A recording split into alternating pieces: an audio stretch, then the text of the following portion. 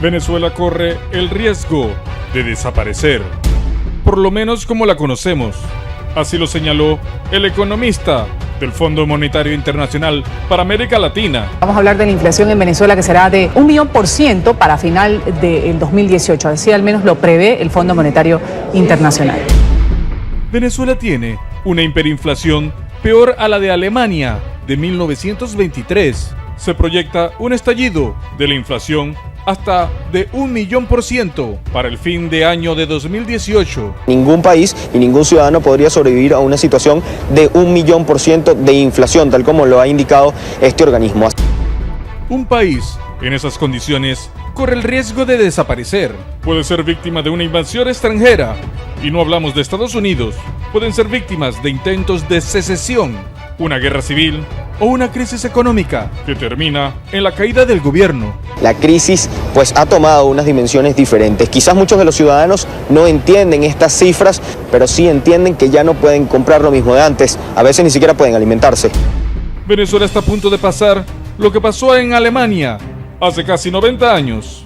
La hiperinflación alemana es un ejemplo de lo que sucede o sucederá en Venezuela.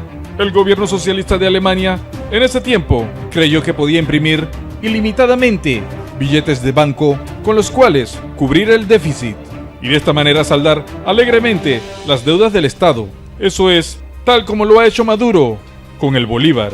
El resultado en Alemania fue la misma que la de ahora en Venezuela, una descontrolada hiperinflación que produjo desocupación, saqueos, caos social, protestas y fallos en los servicios básicos. Eso es lo que se vive hoy en la Venezuela de Maduro. Venezuela se encuentra en su peor déficit de la historia. El Fondo Monetario Internacional advirtió que el derrumbe de Venezuela va a tener efectos colaterales en los países vecinos de la región. Por culpa de Maduro, países están gastando millones de dólares por la migración de venezolanos. Ese es un daño que pueden reclamar después. Si no, miremos lo que sucedió en el pasado. Alemania fue obligada a pagar miles de millones de dólares a los países que fueron perjudicados en la crisis de aquella época. Firmaron un tratado en donde se comprometían a indemnizar a los países vecinos por daños colaterales. Venezuela está pasando por algo muy similar. La región, la Unión Europea y Estados Unidos van a continuar con las sanciones y el gobierno de Maduro va a colapsar. Aseguran que ningún país aguantaría esta economía.